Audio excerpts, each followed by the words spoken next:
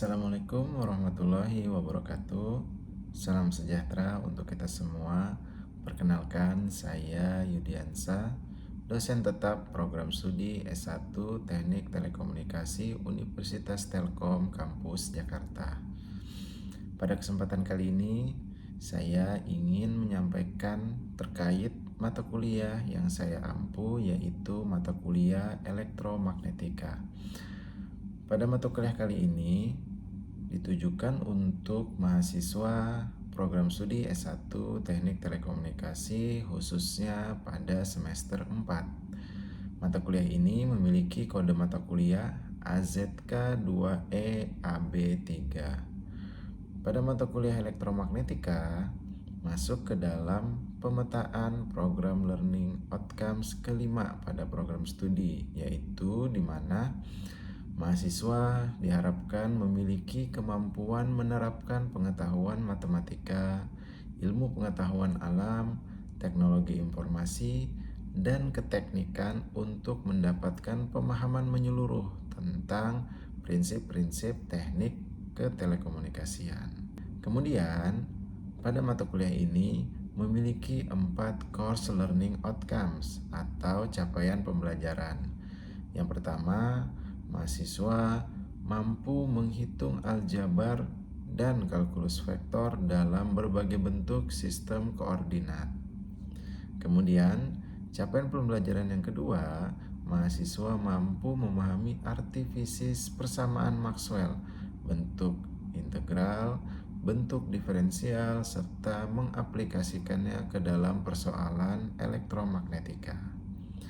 Kemudian CLO yang ketiga, capaian pembelajaran yang ketiga adalah mampu mengaplikasikan model persamaan dan parameter-parameter serta sifat-sifat gelombang elektromagnetika untuk menganalisis perambatannya di berbagai bahan, serta mengetahui konsep dari syarat batas.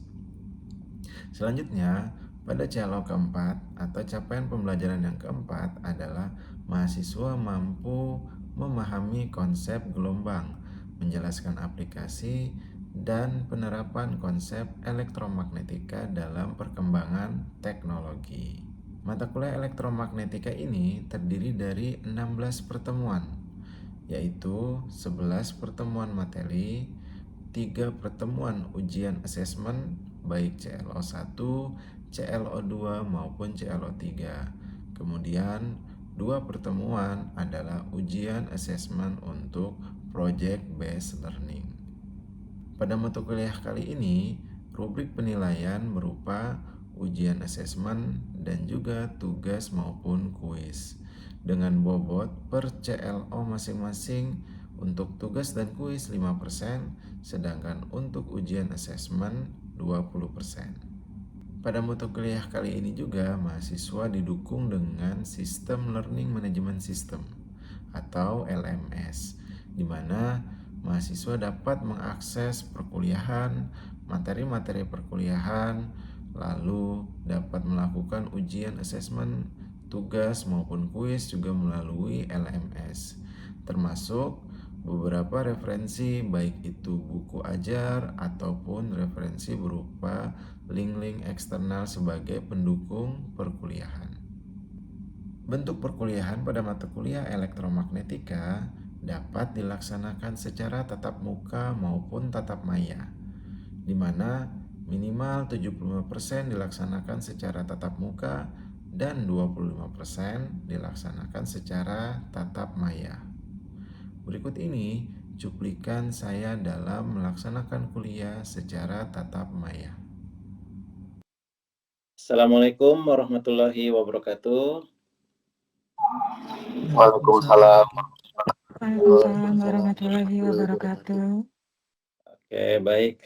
Sebelumnya terima kasih materi hari ini akan tetap berjalan seperti biasa. Jadi di mata kuliah elektromagnetika ini nanti merupakan bagian dari masuk ke dalam PLO atau Program Learning Outcomes kelima di Fakultas Teknik Elektro ya, di mana nanti pada PLO 5 ini nanti mahasiswa diharapkan nanti mampu menerapkan pengetahuan matematika, ilmu pengetahuan alamnya, teknologi informasi, dan keteknikan untuk mendapatkan pemahaman menyeluruh tentang prinsip-prinsip teknik telekomunikasian. Jadi, mata kuliah elektromagnetika ini masuk ke dalam program learning outcomes yang kelima di Fakultas Teknik Elektro, khususnya di program studi Sarjana Teknik Telekomunikasi. Nah, di mata kuliah ini, jadi terdapat 4 course learning outcomes. Jadi CLO ini atau course learning outcomes ini adalah apa yang nanti akan kalian dapatkan di mata kuliah ini. Ya, jadi nanti akhir dari perkuliahan ini apa sih kemampuan apa nanti yang didapatkan. Nah, yang pertama adalah nanti diharapkan mahasiswa yang mengampu mata kuliah elektromagnetika ini mampu memahami metode perhitungan aljabar dan juga kalkulus vektor dalam bentuk sistem koordinat. Ini adalah di CLO pertama. Jadi nanti yang diharapkan kalian mampu memahami CLO 1 ini. Kemudian di CLO 2-nya nanti mahasiswa mampu memahami artifisis dari persamaan Maxwell. Baik itu nanti bentuk integral maupun diferensial ya. Serta pengaplikasiannya nanti dalam khususnya persoalan di elektromagnetika. Ini adalah CLO yang kedua. Kemudian CLO yang ketiga, nanti mahasiswa diharapkan kalian mampu mengaplikasikan model persamaan dan parameter-parameter serta sifat-sifat gelombang elektromagnetika untuk menganalisis perambatannya di berbagai bahan. Serta juga nanti kalian akan mempelajari mengenai konsep syarat batas. Ini adalah CLO yang ketiga. Dan kemudian CLO yang terakhir, CLO keempat nanti kalian diharapkan mampu memahami konsep gelombang. Kemudian nanti mampu menjelaskan aplikasi dan penerapan di elektromagnetika ini, khususnya di perkembangan teknologi saat ini. Ya, jadi keempat CLO ini nanti yang diharapkan kalian memiliki keahlian atau kemampuan ataupun target nantinya di akhir perkuliahan elektromagnetika ini. Ya, oke, selanjutnya, nah ini adalah bentuk penilaian nanti di perkuliahan ini. Jadi tadi sudah kita ketahui bersama terdapat 4 CLO ya. 4 CLO atau Course Learning Outcomes di mata kuliah elektromagnetika ini. Masing-masing CLO nanti ada bentuk assessment-nya ya. Turunan dari masing-masing CLO nanti ada 2 bentuk assessment. Yang pertama adalah assessment CLO masing-masing ya, atau nanti bentuknya adalah ujian ya, ujian assessment. Kemudian yang kedua adalah tugas dan kuis. Nah, ini lumayan besar untuk ujiannya ya. Untuk ujian CLO-nya ini ada 20%, sedangkan tugas dan kuisnya ini 5%. Jadi nanti assessment di masing-masing CLO memiliki bobot 25%. Artinya kita punya 4 CLO, maka secara total penilaiannya 100%. Ya. Jadi ini tolong diperhatikan untuk bobot penilaian di masing-masing assessment. Sehingga bisa dimaksimalkan nanti dalam pada saat proses assessment di perkuliahan ya. Seperti itu. Kemudian berikutnya ini bentuk skor penilaian nanti ya kita ketahui bersama untuk mendapatkan nilai A. Sekarang skornya adalah lebih dari 85 ya. Jadi di atas 85 baru kalian akan mendapatkan nilai A. Selain daripada itu di bawahnya nanti akan mendapatkan nilai AB, B dan seterusnya sampai E ya. Jadi ini adalah nilai skor mata kuliah berdasarkan nilainya untuk bisa diperhatikan juga menjadi target kalian ya. Nanti akan kelihatan nanti di masing-masing hasil penilaian asesmennya ya, sehingga kalian sudah bisa menargetkan bahwa apakah nanti memungkinkan sampai mendapatkan nilai A atau di bawahnya dan seterusnya. Oke, seperti itu ya. Kemudian berikutnya adalah syarat kehadiran. Nah, ini juga tolong diperhatikan untuk syarat kehadiran ini minimal 75% secara total ya. Jadi nanti akan mempengaruhi pada saat proses keikutsertaan ujian. Nanti secara sistem akan terbaca kalau kehadirannya di bawah 75%. Jadi tolong dimaksimalkan untuk kehadirannya. Nah, apa sih elektromagnetika itu? Ini kalau anak-anak khususnya di program studi teknik telekomunikasi ini seharusnya sudah mengenal lah ya istilah elektromagnetika. Jadi elektromagnetika ini sebenarnya dibagi menjadi 2 bagian penting sebenarnya ya. Kita sebut sebagai medan listrik, kemudian kita sebut sebagai medan magnet. Apa itu medan listrik? bisa dilihat di gambar di sini. Medan listrik itu ditimbulkan oleh muatan listrik. Ya, jadi ada muatan positif. Kalau bisa dilihat di sini yang berwarna merah, ini adalah muatan positif. Kemudian ini adalah muatan negatif. Nah, arah panah ini, ya, arah panah di sini menunjukkan gaya yang dialami oleh pada muatan listrik. Nah, ini adalah medan listrik. Kemudian medan magnet. Medan magnet sendiri, nah ini agak sedikit berbeda untuk medan magnet. Kalau medan magnet justru ini, kalau tadi medan listrik kita berbicara sumber listrik, nah medan magnet ini berbeda. Tidak ada namanya sumber magnet, itu tidak ada. Makanya medan magnet ini ditimbulkan oleh arus listrik. Arus listrik ini diperoleh dari mana? Diperoleh dari muatan yang bergerak atau oleh magnet ya, atau suatu magnet yang permanen seperti itu. Nah, interaksi antara kedua ini, baik itu medan listrik maupun medan magnet, nah ini nantilah yang akan kita kenal sebagai medan elektromagnetik. Jadi nanti bagaimana interaksi antara keduanya ini akan menghasilkan medan listrik maupun medan magnet. Jadi kurang lebih seperti itu mengenai elektromagnetik. Nanti kedepannya akan lebih jauh lagi kita akan mengenal mengenai elektromagnetik. Sebelum masuk lebih jauh mengenai elektromagnetika, kita mengenal terlebih dahulu mengenai besaran. Nah, besaran di sini dibagi menjadi dua ya. Kuantiti dari besaran itu dibagi menjadi dua. Ada yang disebut sebagai skalar, ada yang disebut sebagai vektor. Apa itu vektor? Apa itu skalar? Skalar itu adalah suatu besaran yang hanya memiliki nilai.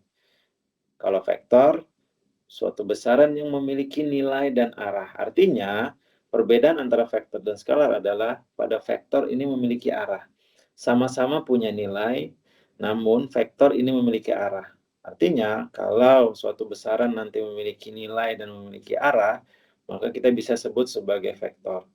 Maka bisa jadi skalar atau vektor ini punya nilai yang sama, namun satu besaran tertentu punya nilai arah yang berbeda. Ya, nilainya sama, namun arahnya berbeda, itu bisa menjadi tidak menutup kemungkinan akan seperti itu. Ya, nah itulah nanti kita kenal sebagai vektor. Contohnya apa? Di skalar contohnya temperatur, massa, kelembapan, jarak, waktu. Ini punya nilai saja. Kalau kita ketahui temperatur, suhu, Celcius, Fahrenheit, dan seterusnya, massa, kelembapan, jarak, meter, kilometer, dan seterusnya, waktu, detik, menit, jam. Nah, ini adalah besaran yang punya nilai saja, tapi tidak punya arah. Nah, kalau yang punya arah contohnya apa? Medan listrik. Medan listrik tadi kita lihat sudah contohnya, ada yang arah panahnya tadi ya, yang ke dalam, yang keluar. Itu menunjukkan arah dari muatannya. Kemudian medan magnet juga sama. Kita ketahui di magnet ada kutub utara, kutub selatan. Ya, jadi kesimpulannya adalah bahwa vektor di sini mempunyai nilai dan arah. Kalau hanya memiliki nilai saja, maka kita sebut sebagai skalar. Seperti itu ya.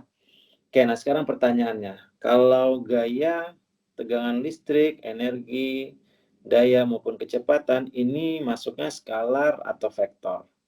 Kalau gaya, kira-kira ini masuk skalar atau vektor ya? Kalau Vektor, Pak. gaya adalah vektor, benar. Jadi gaya di sini punya, gaya ini tidak hanya memiliki besaran saja, cuma memiliki arah juga. Jadi memang gaya atau dorongan biasa kita sebut sebagai ada dorongan, ada tarikan, itu sebut sebagai gaya. Nah, kalau kita dorong dan kemudian kita tarik, itu kan arahnya berbeda ya.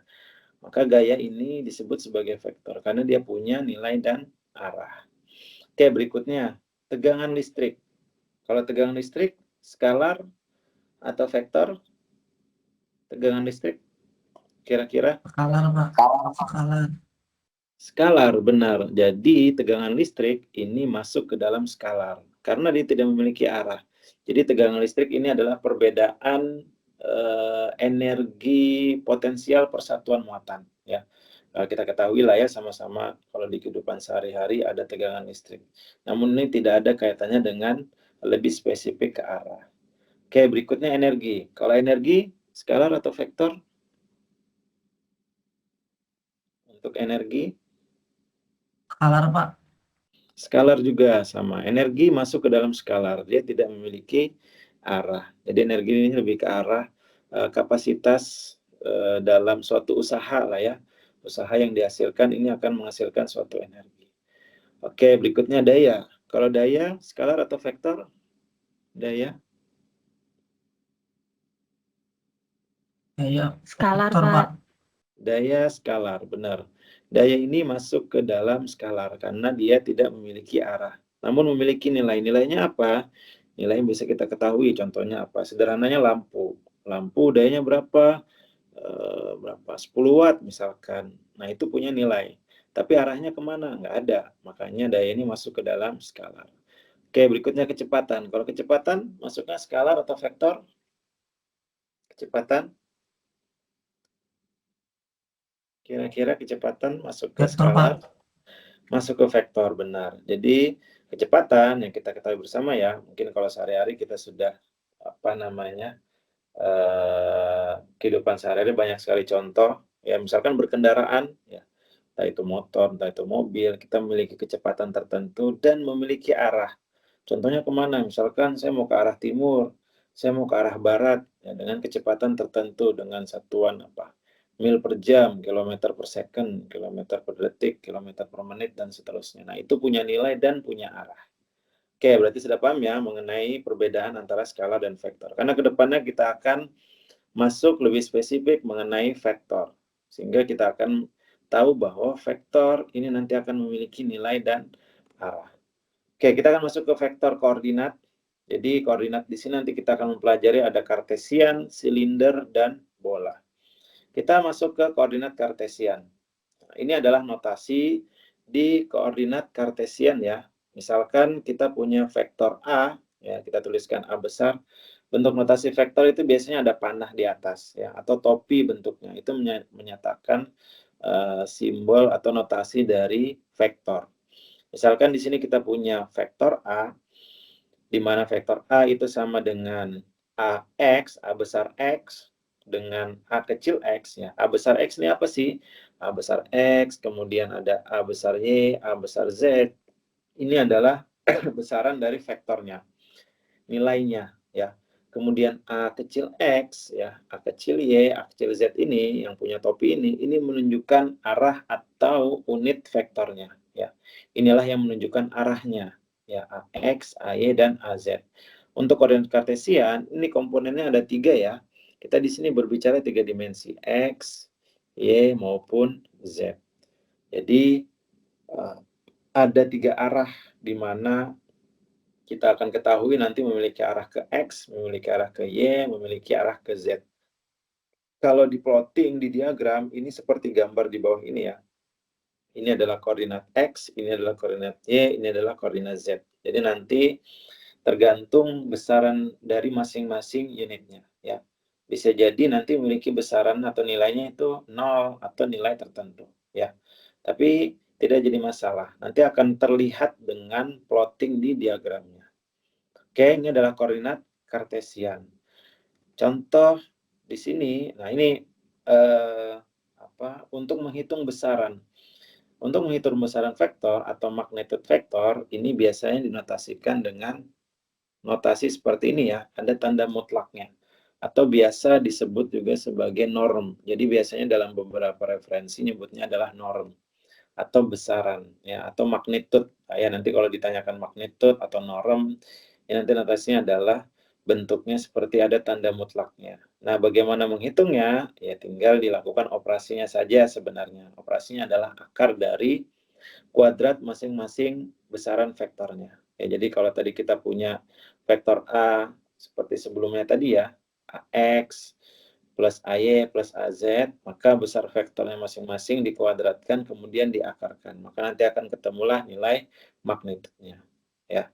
Maka nanti dari magnitud atau norm vektor ini kita bisa menghitung yang namanya nilai vektor satuannya. Ini adalah vektor satuannya. Ya, tinggal menggunakan formula ini saja. Ya. Ini sebenarnya sudah pernah dipelajari di fisika ya mengenai vektor. Jadi tinggal mengulas aja. Cuman mungkin pada saat itu, pada saat mata kuliah fisika belajarnya lebih ke 2 koordinat saja ya. Ini 3 koordinat, yaitu X, Y, maupun Z. Oke, untuk lebih lanjut kita masuk ke contoh soal saja ya. Nah, di sini bagaimana kita menggambar vektor di bawah ini ya. Ini koordinat kartesian ya. Jadi nanti kalau di contoh soal tidak disebutkan ini bentuk koordinat apa sih? Kan tadi ada banyak ya di awal tadi pengantarnya ada koordinat kartesian, silinder maupun bola. Nanti akan terlihat ini kartesian dengan mengetahui koordinatnya adalah X, Y, dan Z. Ini udah pasti kartesian. Kalau bentuknya bukan X, Y, maupun Z, maka bukan koordinat kartesian. Ya, seperti itu ya. Oke, lanjut. Ini vektor A dengan nilai 2AX plus 3AY plus 4AZ. Nah, kita diminta untuk menggambar vektor ini. Dengan titik tengahnya 0,0,0. Ya, ini artinya titik awalnya, ya titik sumbernya nanti di nilainya titiknya 0,0,0. Ya, kemudian kita mencari vektor satuannya. Vektor satuan seperti formula ini tinggal dimasukkan saja.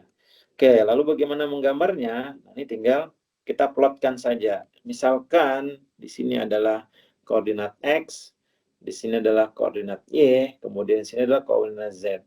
Maka untuk memplotikan ini ya tinggal disesuaikan saja ya. Oke, kita coba plotkan bersama-sama ya. Untuk vektor A nilainya adalah 2AX. Maka tinggal kita lihat saja untuk yang koordinat X. Koordinat X itu adalah sejauh yang ini ya. Nah, kalau bentuknya plus, maka ke sini adalah plus. Ke sana nilainya adalah minus. Maka plus 2, ya tinggal kita plotkan saja. Ini titik 1, ini titik 2. Maka ini adalah titik 2 untuk AX. Ya. Kemudian beranjak ke 3AY. Y yang positif adalah ke kanan, yang negatif adalah ke kiri. Maka kalau 3, tinggal geser sebanyak 3 kali ke kanan ya. 1, 2, 3. Maka ini kita plotkan di sini sejauh tadi 2AX ya. Kan ini berarti 1, 2, 3. Artinya ke sini sudah merupakan 3AY. Plus 3AY sudah di sini titiknya. Kemudian kita plotkan 4AZ. Nah, untuk koordinat Z ini adalah tingginya. Maka ke atas ini sejauh 4 kali. 1, 2, 3, 4. Anggap ini keempat ya. Ini kurang nih, harusnya ke sini. Nah, ini anggaplah keempat. Maka nanti dari 3AY ini ke atas sejauh 4. Ya. Nah, maka di titik ini, inilah kita sebut sebagai titik 2AX ditambah 3AY ditambah 4AZ. Nah, lalu gambar vektornya yang mana sih? Nah, tadi diketahui di soal bahwa titik tengahnya adalah di 0,0,0, yaitu di titik pusat ini, ya. Ini kalau melihat dari yang gambar ini, anggaplah titiknya yang di sini ya, yang 2X plus 3AY plus 4AZ. Maka gambar vektornya itu tadi adalah dari titik awal di sini ke sini. Dengan arah panahnya seperti ini ya. Dari titik pusat awal, titik sumber awal, ke titik akhirnya, panahnya arahnya ke sini. Nah, inilah sebenarnya yang menyatakan ada arahnya, punya nilai dan punya arah.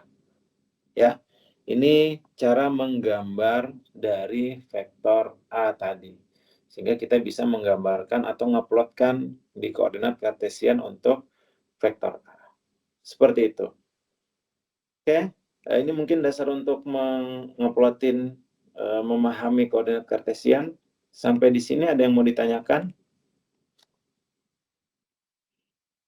Ada yang mau ditanyakan untuk pelatihan soal ini mengenai koordinat kartesian?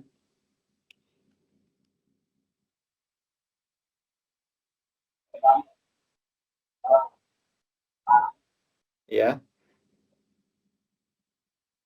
silakan. Ada yang mau bertanya? Izin bertanya Pak, saya kalau misalkan ada gambar itu kan titik tengahnya di bagaimana kalau titik tengahnya itu bukan di nol ya Pak ya? Soalnya kan yang pada gambar soal Bapak itu titik tengahnya nol. Nah, bagaimana kalau misalkan titik tengahnya itu tidak pas di 0,0 Pak? Oke. Oke, baik. Terima kasih. Tanya dengan siapa? Dengan Izul ya? Oke, baik. Terima Iya kasih. Pak, dengan itu Pak. Oke, baik. Bagaimana Pak kalau misalkan titik tengahnya bukan 0,0? Memungkinkan nggak Pak? Iya, memungkinkan. Jadi titik tengah ini sebenarnya nanti akan dijadikan sumber titik awalnya. Jadi kita sebut sebagai titik awal.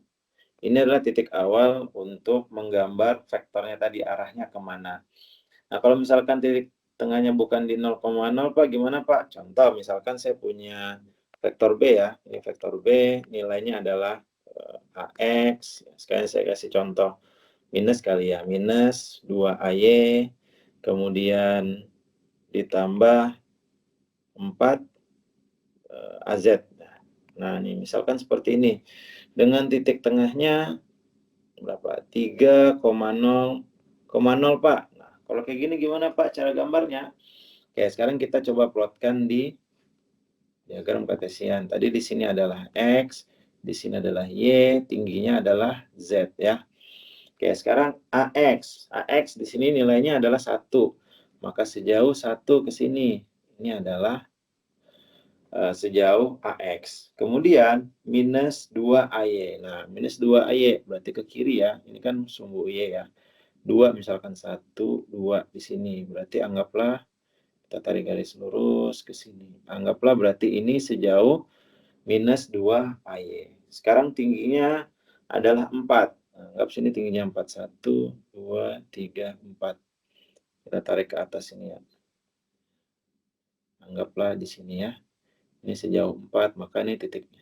Nah, ini berarti adalah nilainya AX min 2AY plus 4AZ. Nah, sekarang bagaimana kita menggambar vektornya? Arahnya berarti ini adalah ujungnya ya, titik akhir dari vektornya. Namun di sini diketahui titik tengahnya adalah 3,0,0. Ini sebenarnya adalah untuk sumbu pada koordinat X, koordinat Y maupun koordinat Z. Jadi tinggal kita tentukan saja. Artinya kalau nilainya di sini titik tengahnya 3,0,0, maka tinggal kita cari saja di titik koordinat 3,0,0. Artinya nilai X-nya 3, 1, misalkan ini adalah 2, ini adalah 3. Maka ini adalah nilainya 3, Y-nya 0, maka tetap di sini, Z-nya pun 0 ya. Maka titiknya tetap di sini. Sehingga gambar vektor kita ini adalah titik akhir tadi, maka saya bisa tarik panah di sini. Sebentar, saya coba cari. Bisa ganti warnanya. Oke, nggak apa-apa, di sini aja.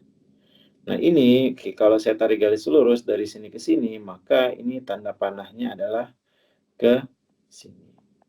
Seperti itu ya. Jadi ini adalah gambar vektor dari titik awal ke titik akhirnya. Arahnya terlihat, jadi arah panahnya menuju ke atas. Tapi dengan titik awalnya itu di titik 3,0,0. Kalau tadi balik ke titik tengahnya 0,0 Pak, berarti dari sini harusnya ya. Maka panahnya ke sini. Kalau titik tengahnya 0,0,0. Jadi itu saja sebenarnya yang membedakan dengan titik tengah yang berbeda ya. Mau itu 0,0,0 atau mungkin ada nilai Y-nya 3,2,1 misalkan ya, tinggal diplotkan saja ya di koordinat X, Y maupun Z.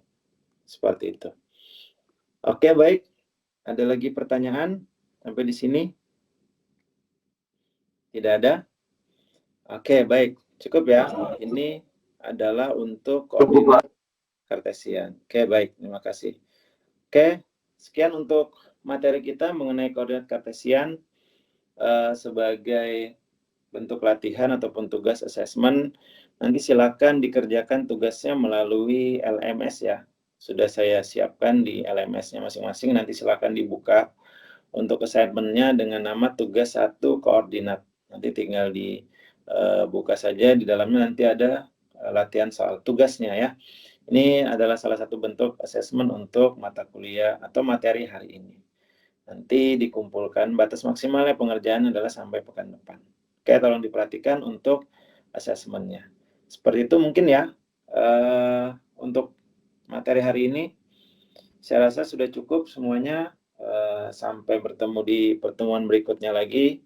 Terima kasih semuanya ya atas waktu dan kesempatannya. Semoga bermanfaat untuk perkuliahan hari ini. Saya tutup. Assalamualaikum warahmatullahi wabarakatuh. Waalaikumsalam.